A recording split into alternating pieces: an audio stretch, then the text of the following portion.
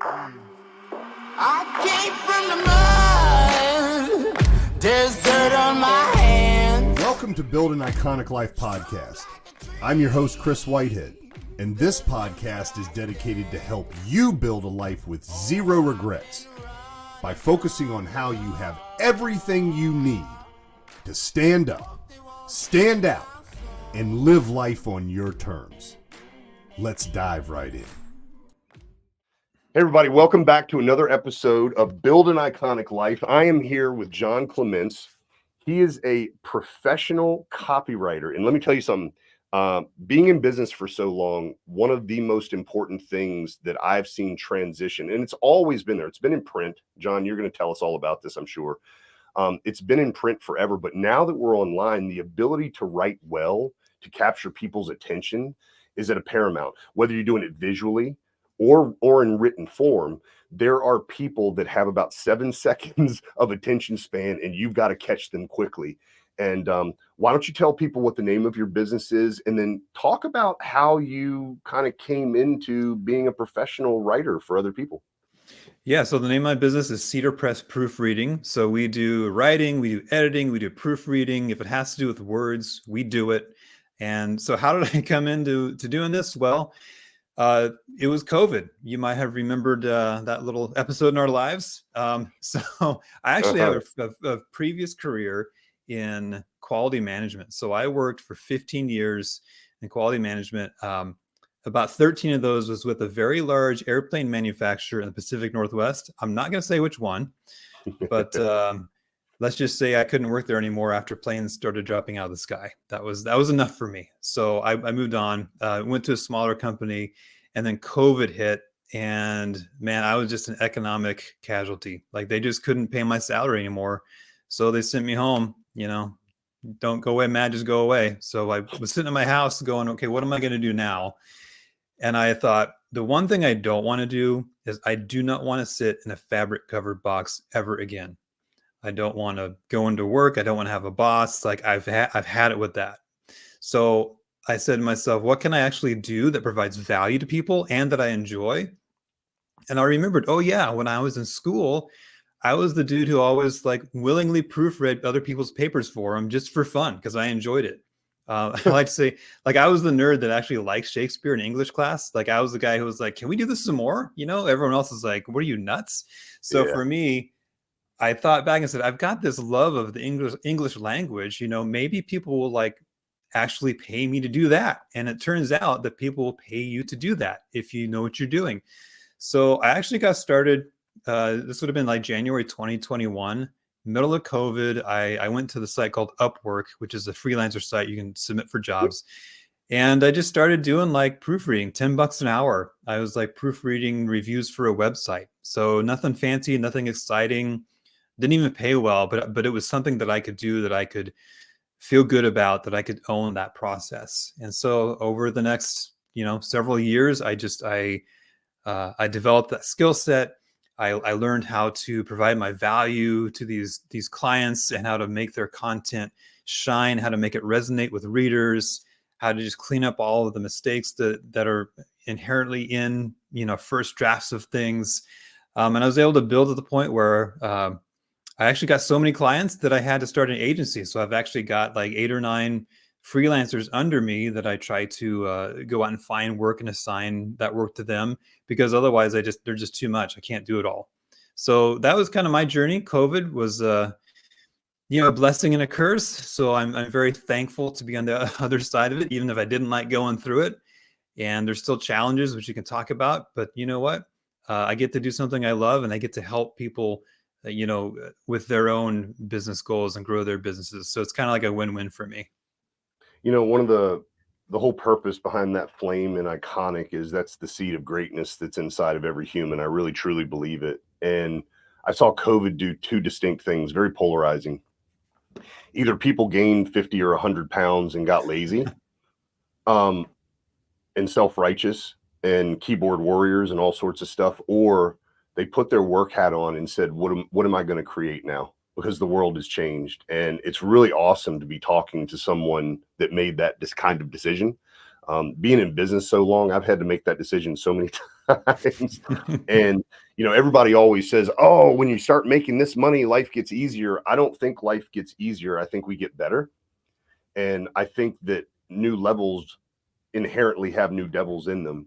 And are you constantly going to keep stretching that rubber band to become the best version of who you are so that you can provide more and more and more value? And it sounds like something that you not only willingly did. Dude, I remember back in 1998 when I started my business, I worked sometimes for $10 an hour with a floor sander. I'm 6'2". Mr. Isley's 72 years old running the big floor sander, and I'm holding this handheld floor sander. And he goes, "Don't drip on the floor." I'm just trying not to sweat on hardwood floors. But he paid me $10 an hour. I put insulation under a house. They paid me $10 an hour. And it was like anything that I needed to do, I was having way more fun working for myself than I could have ever had working corporate. When you talk about not having carpet on the walls anymore, I was in love with it. And those were the times that carried me through not making a lot of money, but being so grateful that I get to wake up every day and choose what I get to do. And it's cool that you've chosen something as large of a field as writing, because I don't know many entrepreneurs that are super great at it.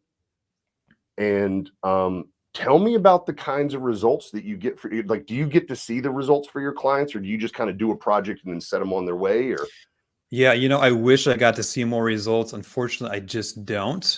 So the results that I can speak to are I have clients that stick with me for the long haul.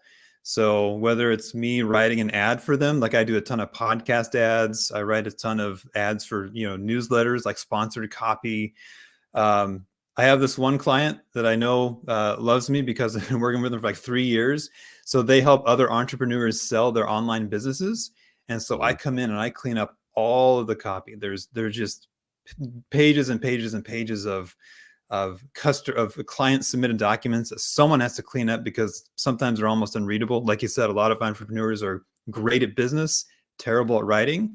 So I come in, I basically make their business look super good, super clean in these documents. So to me, like, again, I wish I could sit here and tell you, oh, I got this client this much money, or they saw this percentage increase in sales. I don't get that information a lot of the time. But like I said, what I do get is a lot of gratefulness, a lot of thank you for your help, a lot of, hey, we sent this sponsored ad copy to the sponsor. They absolutely love it. Thank you so much. Like that's the feedback that I get that I love.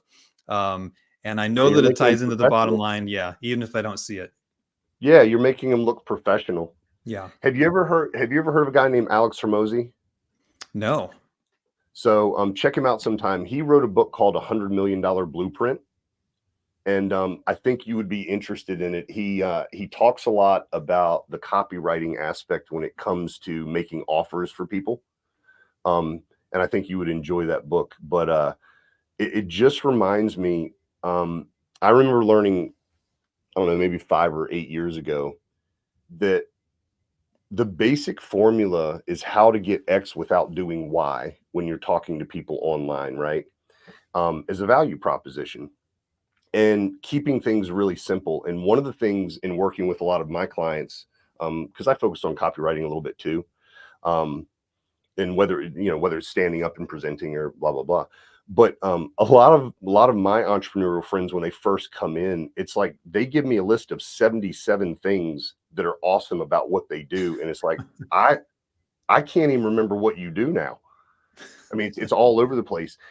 Do you help entrepreneurs simplify their message so that it has almost a branded theme to it when they're talking? Yeah, that's a great point. It is easy, like you said, to get too wide. And it's also easy, we talked before we hit the record button, it's easy to focus on the wonderful things that your product or service does instead of how it helps the reader or the customer. And so that's a big thing that I can help come alongside like businesses to do, is say, look, you've got this blog post, or you have this newsletter. Number one, have you got their attention, right? Like we talked, we're in an attention economy. So are you leading with something that's so incredibly juicy that people can't help but read further? And then are you focusing on like one call to action in whatever it is you're posting? like I said, if you have, like you said, if you have 77 things, yeah, no one's going to read through that. No one's going to remember that. What's the one thing? What's the one thing that you want to show the value of? What's the next step you want your reader or potential client to take? Let's focus on that. If you got 77 things, you can write 77 blog posts or 77 articles. You can write content for a year on 77 things. Let's just take the one thing right now and let's work on that. So yeah, that's definitely something that I come alongside and help people just kind of like streamline that thought process of, does what I'm writing, does it resonate? Does it make sense? Does it read well if you're reading it on a phone? That's a big thing people don't think about. You know, if you write a big wall of text, someone on a phone is going to be, screaming at you through their screen. You know, why did you do that? Put more white space in, break up your paragraphs. Do you have headers? Like there's all these things you can do that can really help hone in that message of that one point you want to get across, that one value proposition. And it just covers the gamut of so many things you can do to increase that. Do you remember the old online sales letters that went on and on and on and on? And Yes. I don't think people appreciate that anymore. I think that they really want to know that you understand very quickly what their problem is, because we're usually invading people now with our ads. They're not getting on social media to buy your stuff, right? They're getting on social media to be distracted, to be entertained. And the ability for you to be able to shrink people's message to the one thing, it means that people are going to take action, which is the name of the game when somebody hires you, is to use you to get their prospect to take the next step. And that's the key, is just the next step. You said something really amazing. 77, we could go a year. You could probably go 5, because you can probably stay on one subject and go 77 different angles at that one subject, identifying.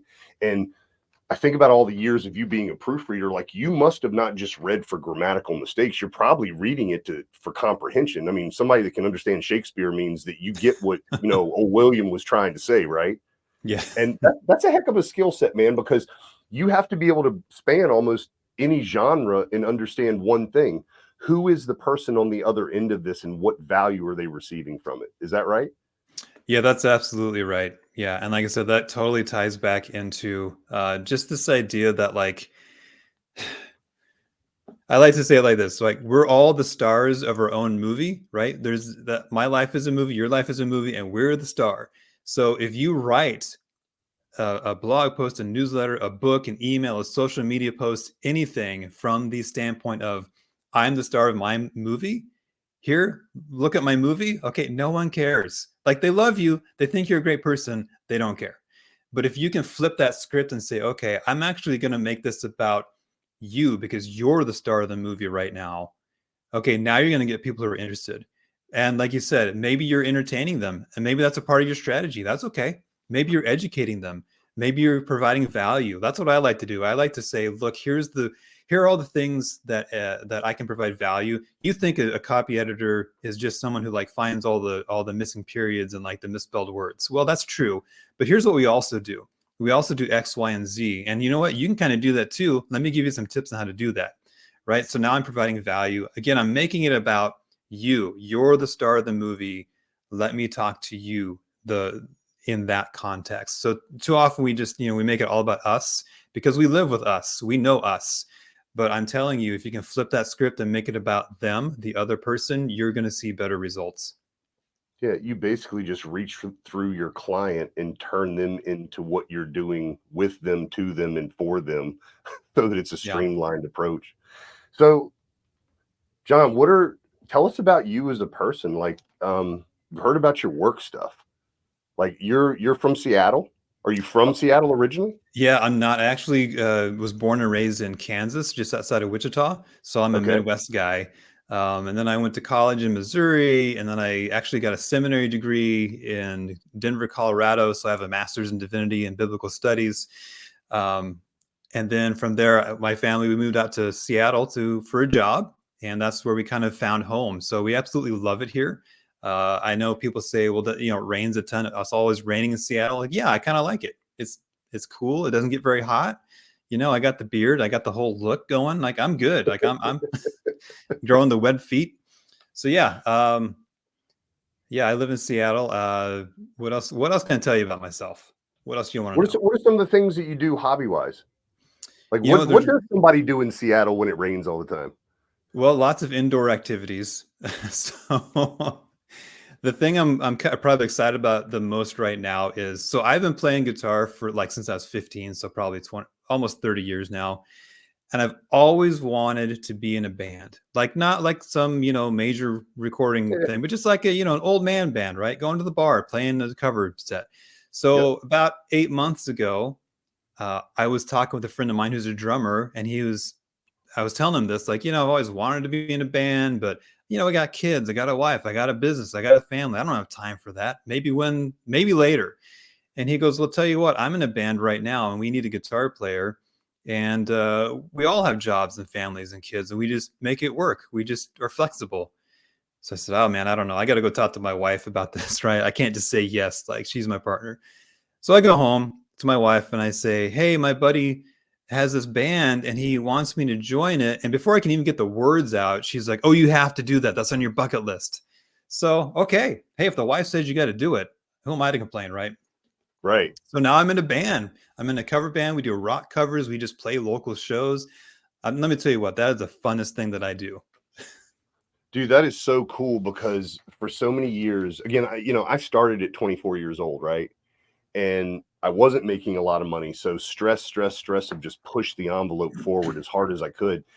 And I literally lifted my head up maybe 8 or 9 years later and realized we hadn't gone on a vacation in that entire time.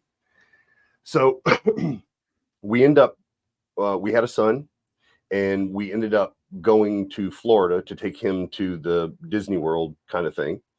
And we got back a week later. John, I was operating probably at 65 to 70% of capacity because I just worn myself completely out. And one of the things that I've learned over time is you got these 4 pillars of life. You got faith, family, fitness, and finance. And you start letting in, that's just life. It doesn't matter whether you have a job or an entrepreneur, but entrepreneurs especially can get really heavy on that finance one. Next thing you know, they've gotten out of shape. They're not communicating with their spouse. They're not going on date nights. They're not doing things. They're not really paying attention to the people that they brought here. And they're certainly not focused on faith and self, mainly because they're so outward. And not to mention whatever their higher power is, just not taking the time to connect. And here's what I know, man, we're all going to die. Time to live is now. So it's such a beautiful thing. And such a blessed thing, I think, that you have an idea of like, hey, man, I like playing guitar. Yeah, your buddy goes, guess what? Come on and do it with us. It's a testimony, man, because you've been in business 3 years, right? Yeah. Yeah. Did you kind of do the head down thing and just go and build and not really think about other than twiddling at home a little bit? No, so I mentioned I have a degree in biblical studies, so Mhm. pretty familiar with the Bible. Yep. One of the 10 commandments is a Sabbath rest, right? Like you're supposed to take a day of the week off. Now, I'm not Yep. going to tell you that that's like it has to be Sunday and you have to, you know, start the timer. And like, I'm not saying that, Yeah. but you know what? It is a good principle no matter what you believe. And especially as an entrepreneur, what I learned real early on was, so like when you have a 9 to 5 job, you're supposed to be there at, 9 o'clock, you stay till 5 o'clock. That's your job. And then you go home. That is not how we operate, is it? When you wake up, you're thinking about work. When you go to bed, you're thinking about work, and you're thinking about. So, what I've had to do and I've had to learn is Friday nights, I don't work. I schedule that time off. Right, Smart. Sundays, I don't work. If I start thinking about work, I stop. So to me, you have to make that flip right in your mind. Like it's no longer about scheduling when you work; it's about scheduling when you don't work. So that's kind of the approach I've taken. Is this is a marathon, not a sprint, and I cannot burn myself out. I've done that before. That is not the way to proceed. So yeah, for me, like building time in for rest, for not working, building time in for hobbies and family. Does it potentially cut into my ability to earn money? Well, maybe, but like you said, that's not the only thing in life. Well, I think also, especially like people that don't know what you do, it takes an incredible amount of creative force. And you just going out in life and having experiences can impact everything else that you do for your clients, because you're seeing things from a different perspective. So even though you help your clients go very narrow and very deep into what they're doing, you have to almost go wide so you can understand from the consumer's point of view as well as from your client's point of view. Yeah. What are some of the other habits that you've learned in the last few years that you've had to set up so that you can run the marathon and not fade out? Yeah. So, like I mentioned, my former career was in quality management. So I understand the value of process. And I understand that if you develop a good process, it can help you. It can actually help your relationships as well. And so for me, like I have a Kanban board that I run my business with in Trello. And I tell you what, if it doesn't make the Kanban board, it doesn't happen. But if it makes the Kanban board, it always happens. So to me, just having that process of I have a documented workflow, things come in, they get worked on, and then they're done. And I never miss billing an invoice. I never forget an assignment. I'm never late on a milestone because I write it down. So my son is 15 right now. He's going to be a sophomore this year. Yep. And to try to get that dude to write down anything is like pulling teeth. You would think I was asking him to like start World War III. Yeah. I just write down stuff. Oh no, I can remember it. Okay, well, your report card says otherwise, bud. Right. So, and that only gets worse as you get older, as you know, right? So like just writing things down and being disciplined to do that has been so key for me. And also, boy, like you have to learn so many different skill sets, like you said, going broad. So you're absolutely right. I have to be broad with my ability to comprehend and understand and have experiences to be able to do what I do well.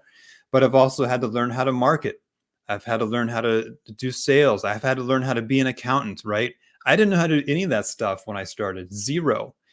But I just took the attitude of, well, if I need to do it, I'm smart. I've got the internet. I can figure this out. So to me, those are the tools that I use every day to ensure that what I do succeeds and that I'm professional and that I'm providing the absolute most value I can. And those apply to any business. You know, I know that you have a bunch of freelancers with you, but you might not have employees yet. I have a question. If you do or if you don't, what is the first hire that you think is important to make? I can speak to me personally. So you're right. I don't have any employees, but I do have a number of freelancers. The one I probably lean on the most is my virtual assistant, because I have a bunch of $10 an hour tasks that need to get done, and I don't want to do them, right? I want to pay someone to do them so I can do the $100 an hour tasks. So if you have the capacity financially to hire out some of those lower level tasks, and a VA is a great way to do it, that would, to me, would be my first hire any day of the week. So I love the answer to your question, or your answer to my question, because one of my really good buddies, Tom Keenan, came up with the buckets, right? 10, $100,000, $10,000 buckets. And I've seen him, and I've also, because he's my friend, I've helped train it. When we take people from the 10 to the 100 and then the 100 to the 1,000, their life starts changing. They start scaling their businesses because they're valuing their time. And probably one of the biggest mistakes I made as a youngster is I could do everything. I immediately got rid of accounting because that was going to be the make or break of whether I owned a business. But you're right, delegating those tasks that, number one, you're either a 6 out of 10 on, and the best you'll ever be is a 7.5. Go hire somebody that's already an 8.5. Let them become a 10. Or the things that you just dread, I don't want to do it. And watch how much more fun your life becomes when you're not pushing a rope, as my friend John Petruccio says. It's very hard to push a rope.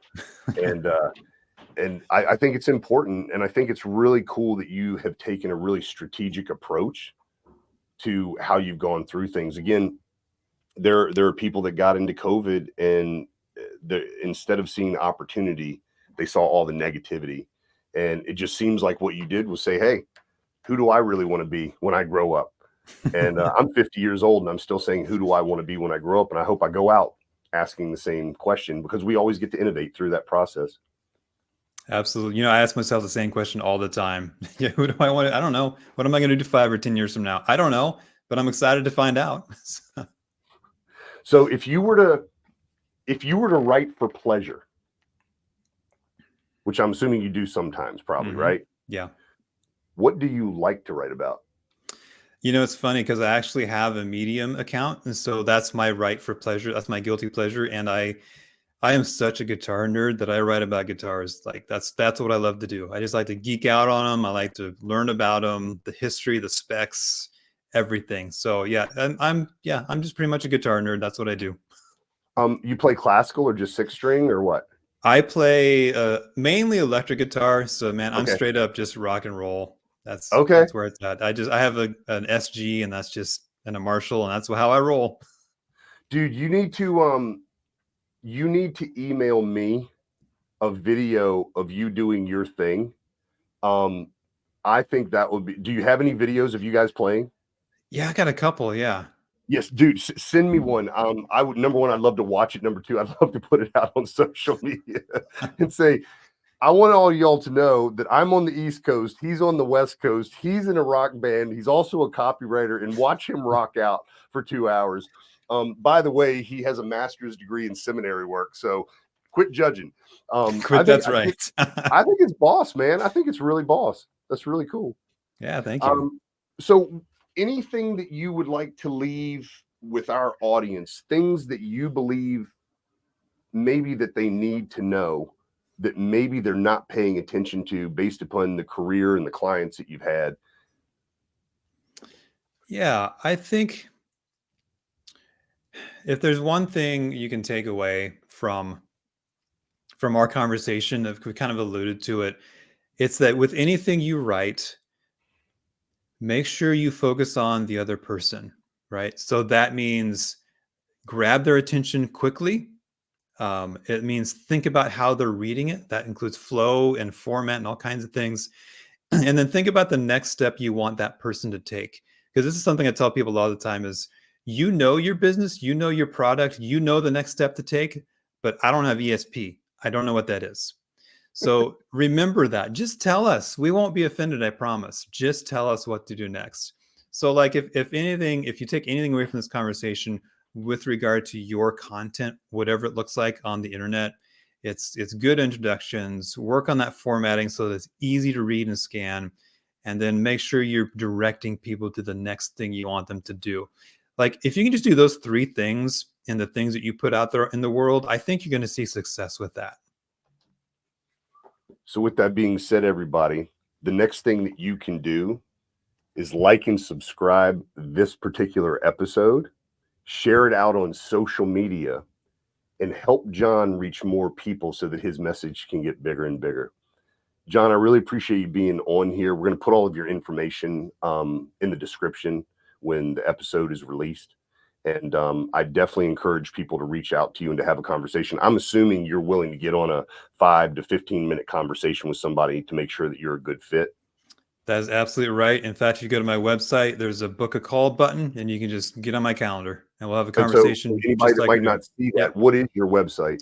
Yeah, it's cedarpressproofreading.com. And if you would rather get a hold of me via LinkedIn, just look for my name, Jon Clemence, or Cedar Press Proofreading, and you can connect with me there too. So either way, connect with me, book a call. We'll just have a conversation. If I can help you, I will. And if not, we'll just part friends. How about that? That sounds like a good time, man. So thank you very much for coming on the show. And I'm serious. Send me that video. I want to see you rocking out. That sounds like a lot of fun, man. And if we can, listen, everybody, reach out to this guy, have a conversation with him. I am proof positive that when you get your copywriting right, your business can absolutely explode. It's not nearly as hard as you think that it is. And Jon is the kind of guy that will take you step by step through that process. So Jon, thanks again for being on, man. Oh, thank you so much, Chris. I enjoyed it. You're welcome. Hey, everybody, we'll see you next time. Take care. I came from the mud. There's dirt on my hands. Strong like a tree. There's roots where I stand. Hey, friend, if you enjoyed listening to this podcast, Please leave a review and subscribe to catch future casts. If you really enjoyed this episode, make sure you share it so others can benefit from it as well. I'll see you in the trenches. Try to catch me howling at the moon.